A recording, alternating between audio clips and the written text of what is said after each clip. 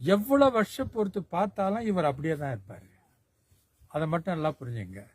அதனால இதுதான் ஜீவ சமாதி அப்படின்னு சொல்ற ஒரு விஷயம்.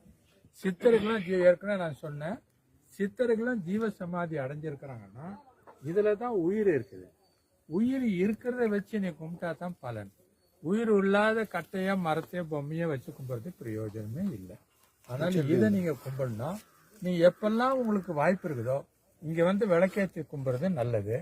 இவங்களுக்காக நீங்க பல பேருக்கு அன்னம் அளிக்கலாம், கஞ்சி ஊற்றலாம், சோறு போடலாம். இந்த மாதிரி ஒரு விஷயத்த பண்ணீங்கன்னா அது இவங்களுக்கும் நல்லது, உங்களுக்கும் நல்லது, உங்க குடும்பத்துக்கும் நல்லது. சரிங்களா? அப்படியே இருந்து என்ன பண்ணுவாரு? இவர் அப்படியே இருந்து என்ன பண்ணுவாரு? இவரு விளக்கம் சொல்றாரு. இவரு காலத்துக்கு இங்க இருந்து ஒரு காலத்துக்கு அப்புறம் இவர் வெளியேறிடலாம்.